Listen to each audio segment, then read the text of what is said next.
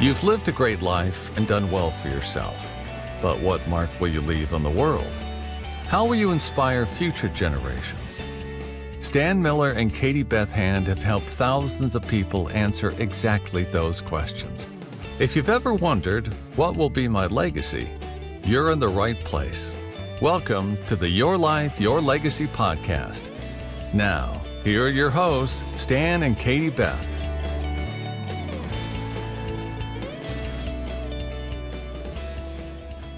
Welcome back, everyone, to the Your Life, Your Legacy podcast with your hosts, Stan Miller and Katie Beth Hand. Today, we are joined by John Jennings. John, welcome to the show. Hey. So great to have you on the show. So, John, you serve as the president and the chief strategist of the St. Louis Trust and Family Office.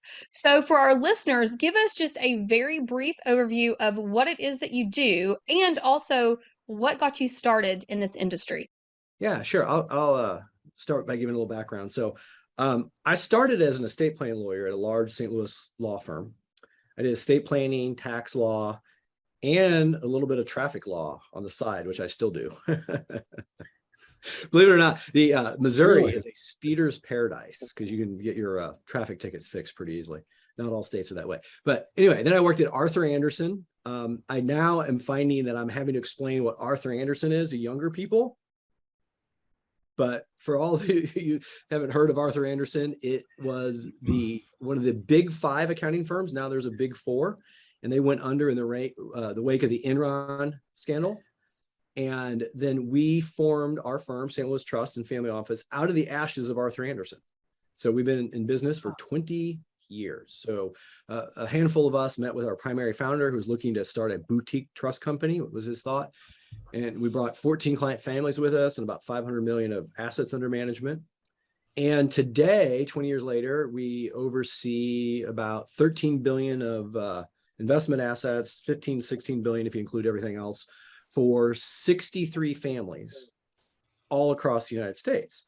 So if you do the quick math on that, our average client has a bit over $200 million. That's fantastic. So what got you started in this industry? What made you interested in doing this type of thing? Oh my gosh. I went to law school basically because I didn't want to stop taking naps. I didn't want to leave the utopia, which was Columbia, Missouri. As you know, pretty much every major college town is their own form of utopia surrounded by reality, right? True. I will say Columbia actually really is utopia. It's fabulous. But then, I hadn't visited, like Boulder, Colorado or Madison, Wisconsin. And I was like, okay, Columbia was cool, but not quite. And then also I graduated during the first jobless recovery. I graduated in 1992, and then I saw a lot of people not getting great jobs. So I was like, what the heck? I'll go to law school. And in law school, which I loved, I took, I liked my trust and estates course, but then I took a 5-hour course on estate tax, wealth transfer tax laws. And I was like, I'm hooked. Like, I just love the creativity of it.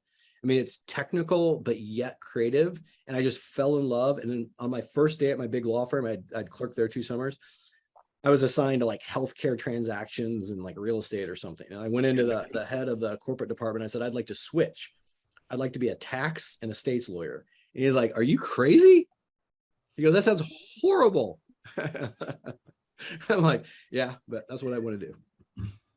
That is fantastic. So talk to us about some of the unique strategies and tools that you use to help these families that you work with now, the 63 families that you work with. What are some of your unique strategies and things that you do with your clients? Well, I think, we mainly work in the $100 million and up range, kind of 100 to 500. We have some above that, some below that, but that's the main range we work in. But so it's really understanding what each family wants. We've had some families. In fact, I had a client die about a year ago. Very, very well, hundreds of millions of dollars, and he did pretty much no tax focused estate planning. He's like, I want to keep things simple. I don't want to complicate my life. My family will have enough, and I won't be around to pay the taxes, right? And there are some families that are like that. Others are like, I want to save every last dollar I can. I want to do every estate planning transaction I possibly can. And even if you have hundreds of millions of dollars, if you start early and you're willing to do what it takes, the estate tax is largely optional. Yeah, it is. Yep.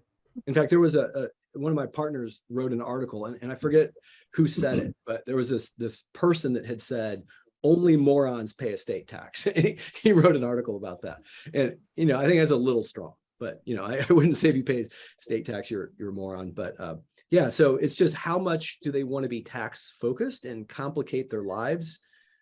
We do a lot of installment sales to intentionally defective trusts. That's the go-to that our clients end up using. I would say of our 63 families, probably 55 of them have done that transaction at one point in time. And then on top of that, there's all the charitable strategies and the grats and the Cuperts and the gifting and the discounting and, all that on top of it. Stan, I know you're brimming with questions. Yeah, I'm all ready to jump in here because, I'm guessing that when you have client families like the kind you're describing, these are large enough accounts that you have every opportunity to spend quality time with them, to get to know them at a deeper level, right? One of the things that's fascinated me, and this is, I wrote a book about this, which I'm going to send you, but I'm really fascinated by the why of wealth, the why, and estate planning to me opens the door to it creates the opportunity for clients to share with us, to the extent they've thought about it, what they want the meaning of their wealth to be over a long time horizon, not just during your lifetime, but after they're gone. So I'm going to go out on a limb here and guess that those are conversations that you have sometimes with your clients. We absolutely do. Yeah. And it's interesting. Actually, so I've written a book that's more investment focused. My next book it is tentatively titled. I've learned that whatever you think your title is, your publisher ends up changing it. So, but tentatively it's titled, I've started writing it, is How to Be Wealthy. And it's not how to get wealthy. It's once you're wealthy, how do you do that well with purpose? And how do you do it without ruining your children? And how what happens? It's kind of like you've moved up Maslow's hierarchy of needs, right? What do you do? What do you do when you don't have to go to work to save for retirement and put your kids in college? And a thing that we deal with some of our clients is what do I do with all this money? Like, what do I do with it? And we start out early on and we ask the question. I love to ask the question this way. I say, okay, let's say over the next 30 years, you can get a 7% return or a 9% return. You obviously would prefer the 9, right? Assuming a similar, path to getting there. But why? Like, what are you going to do with that extra, 2% over 30 years? I mean, where's it going to go? Other than the fact that you've won, your opportunity was getting 9 versus why would you take 7? What are you going to do with it? And I've had a number of clients just stop and look at me and they're like, I don't know. I would just take the 9 because it's more money. I'm like, what are you going to do with more money? So my favorite definition of wealthy, and it's my favorite because I came up with it, but this is dealing with these sorts of clients for decades, is whether you look at somebody's total wealth, their net worth, or their income. And if you said, if it doubled tomorrow, would anything materially change about their life?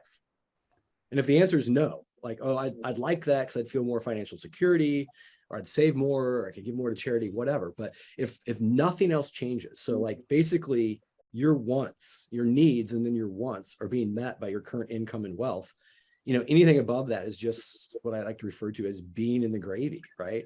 And pretty much all our clients are in the gravy. So we don't really do financial planning or retirement planning. It's like, what do you want the legacy of your life to be, or the money to be? They're related. Yeah. So I want to consider this conversation. I want you to consider this conversation, John, as an opportunity to kind of try out some of the themes that are going to be in this book. This is like a prequel, right? Okay. Like a preface to this. And then I promise I'll buy the book whenever it comes out. We'll promote it. But what are some of the themes that when you get past the idea of this, what do you do next? What are some of the things you're developing there? Like in terms of what do you do with the wealth, and what do you do with how to be wealthy? What are some of the themes there about how to be wealthy? Yeah, so part of it is the relationship between money and happiness. And people always say, money doesn't buy happiness, and that's not right. It absolutely can if used correctly. And pretty much every study out there shows a positive correlation between having more money and being happier or showing greater life satisfaction. Now, these are averages, so there's we all can think of exceptions in either direction. But like if you have more money, you have typically better healthcare, and you have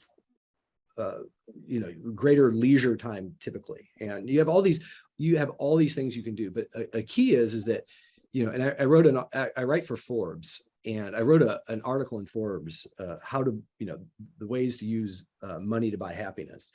And what research has found is one of the key ways to do this is you use your money to buy experiences rather than things, right? So that's number one. And a second is that you use it with other people. So we're social animals. So there was this great David Brooks, who writes in the New York Times. He wrote this great article about 10 or 11 years ago, and it's called the Hamish line. And Hamish is like some Yiddish word or Hebrew word. I forget what it means. But he talked about in this book going on the safari.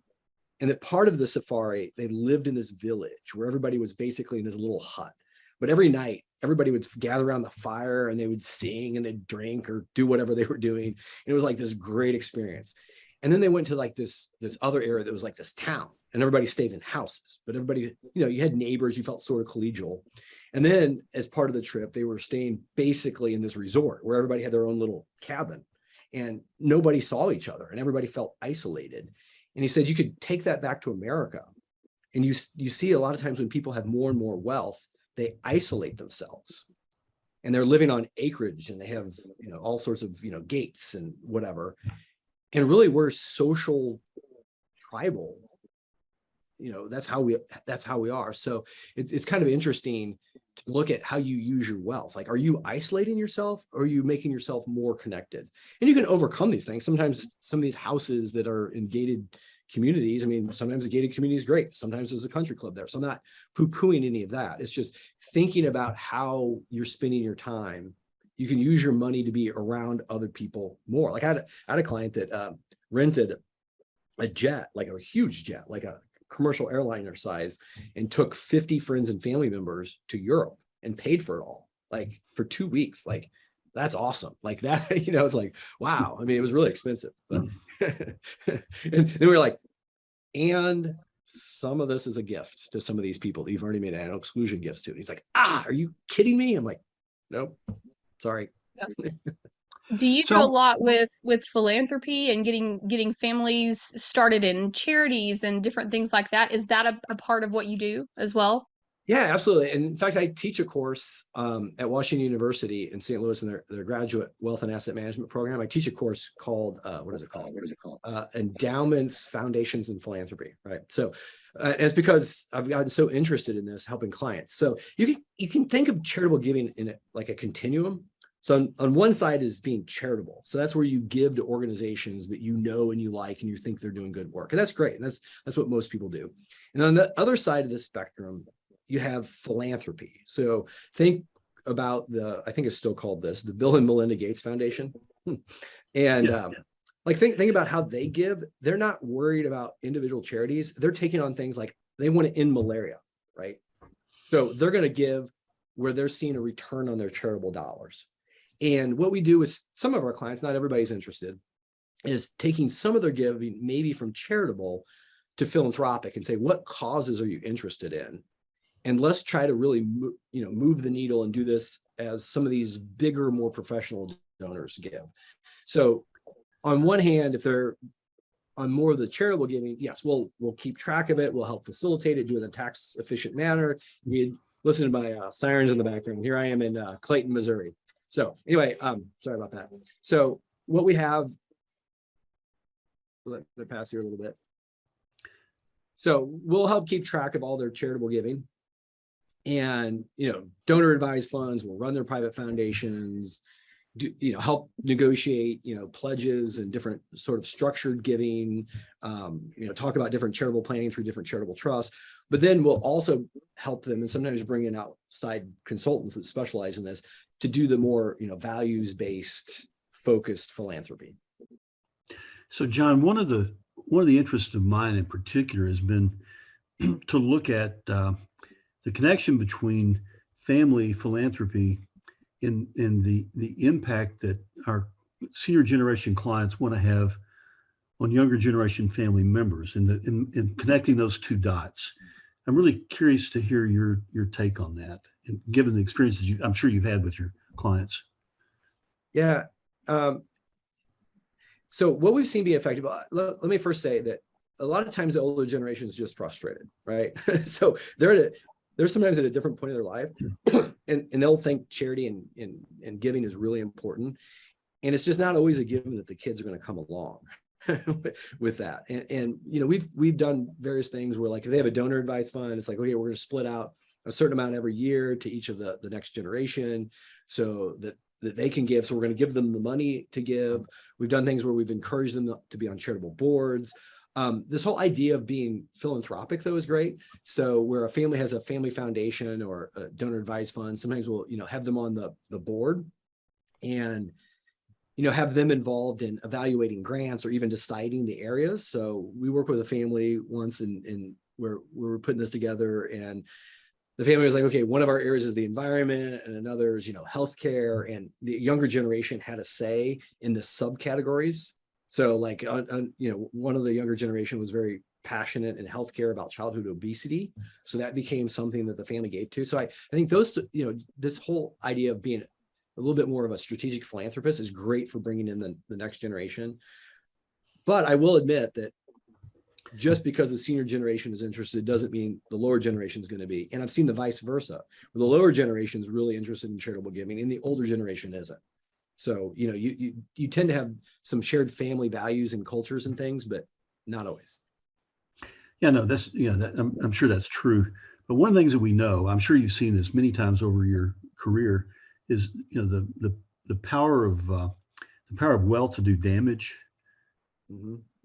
And so I've always, I felt like if the senior generation could somehow connect the younger generation and get them interested, at least nudge them gently in that direction, that philanthropy does become potentially an antidote to what we called affluenza. Yeah, absolutely. And I would say the number one concern of our clients, not every single one of them, but across the board, is worried about ruining their kids or grandkids or great grandkids. So what are some of the strategies that you're helping them implement to prevent that?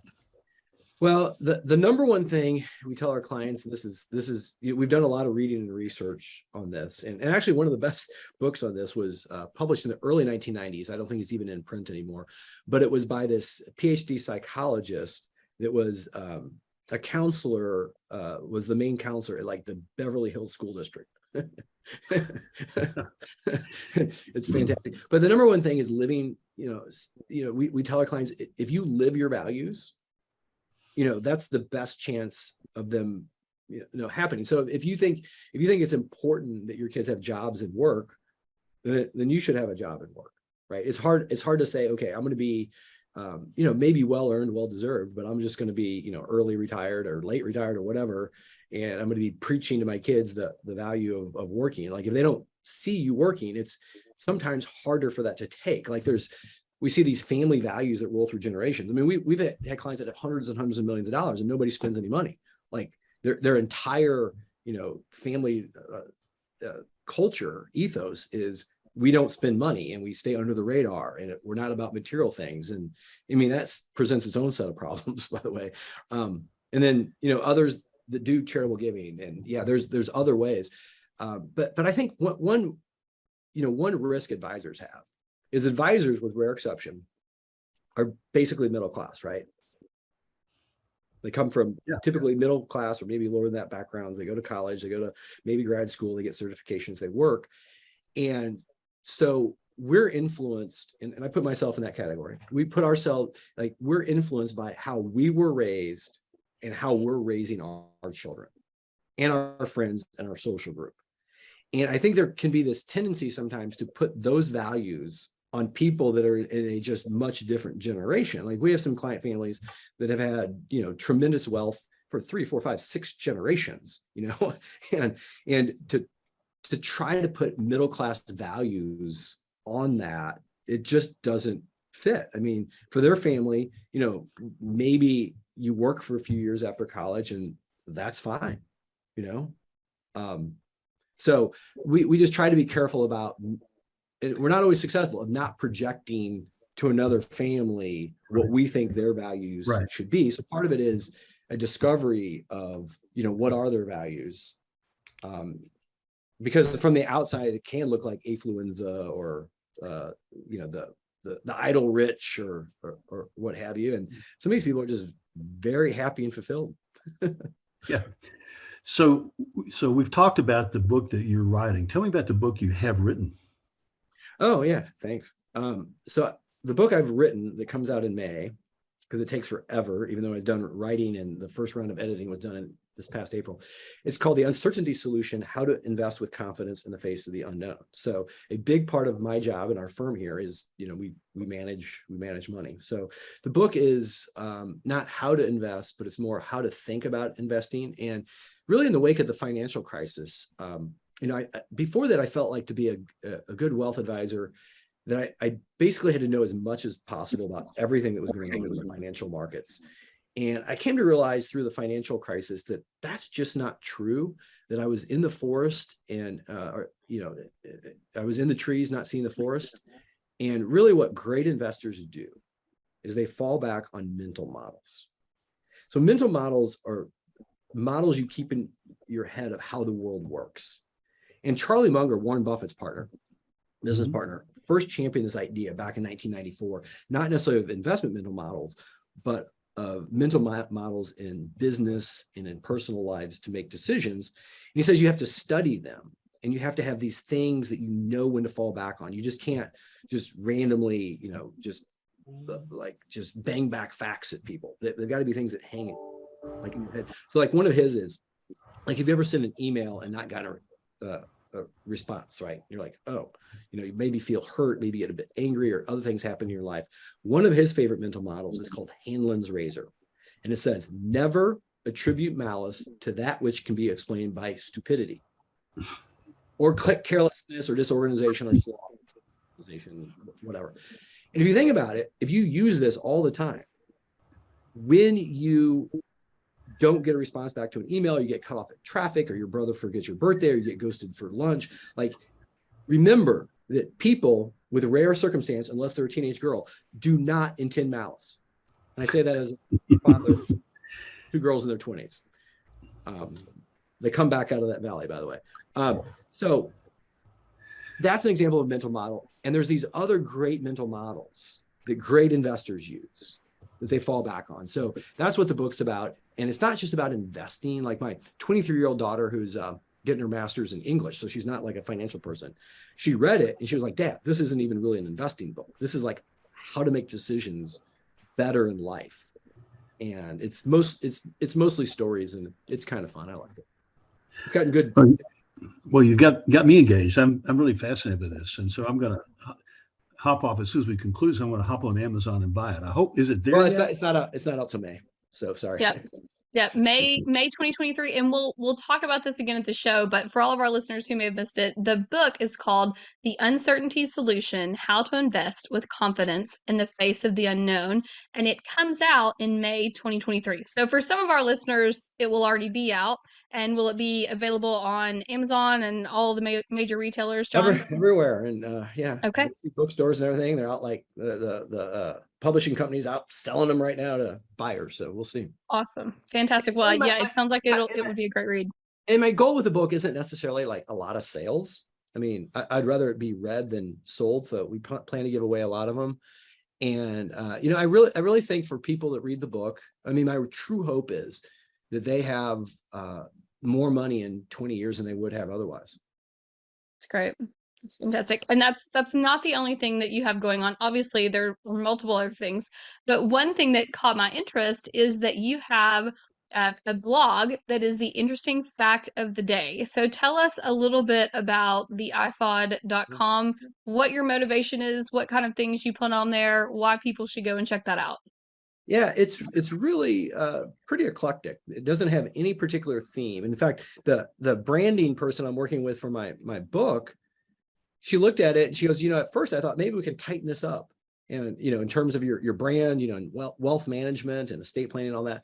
And she goes, no, I thought about it. Like, I guess part of your brand is just eclectic, interesting things. So I can't say that they're all interesting. I think they're all interesting, but yeah, it just really varies. So some of my top ones that get a lot of hits, thousands and thousands of hits a year are: what happens to a bullet shot straight up in the air in terms of physics? Believe it or not, that has like 15,000 clicks. Why do females generally have neater handwriting than males? Is another one that's gotten quite a few. Why do competitors tend to put stores next to each other? Have you ever noticed a CVS and a Walgreens right down the street, or a Home Depot and a Lowe's? Why do they do that? So yeah, all sorts of things like that. So my most recent one is right before Thanksgiving, since we're in the World Cup soccer timetable right now. What is the economic drag in terms of lost worker productivity from World Cup games? And with some fascinating data looking at stock trades and how when a country's soccer team is playing, how much their volume of stock trading falls off during the game. Fascinating. It is fascinating, and all of the things that I've looked at on there are very interesting and very much across the board.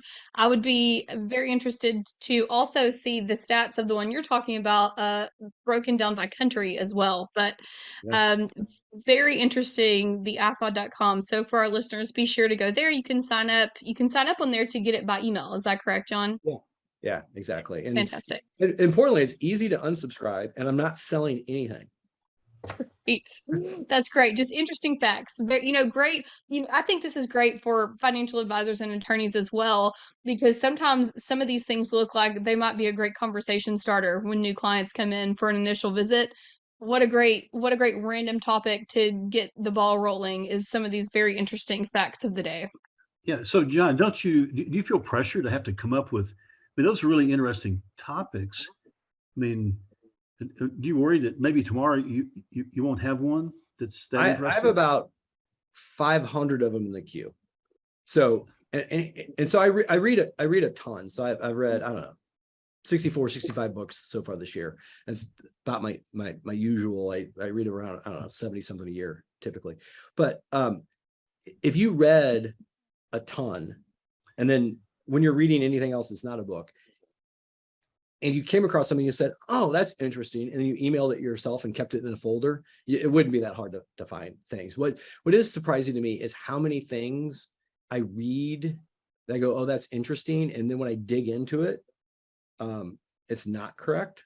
In fact, I think one of my upcoming iFods is things that people think are true that are absolutely not true. I'm already interested. Another one that I would suggest would be, this is what I used to run into all the time, quotes that people think, my background's in ministry, quotes that people think came from scripture that actually aren't at all from scripture. People use them all the time and they're like, and that's from the Bible. It's not. And so that would be a very interesting iFod is people quoting, maybe misquotes would be a great Misquotes. iFod topic. I'm going to email it to myself. Misquotes would be great because there's all quotes that are attributed to people. Probably like half the quotes attributed to Mark Twain and a quarter attributed to Yogi Berra was are probably not correct.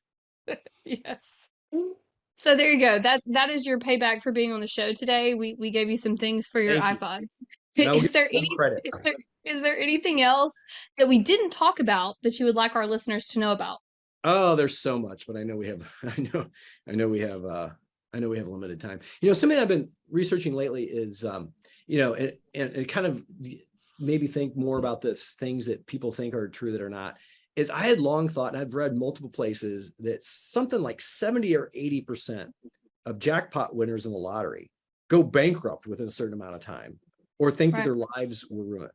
And that is absolutely incorrect. Completely. Really? I've read that. I've heard that I've read it from too. multiple sources. Yeah. I have read it too. I have read it too. And I was like certain of it. And it's certain that it's out there. And it's based on partially a study from 1978 that's sort of been misinterpreted and only had a sample size of 22, which is pretty small.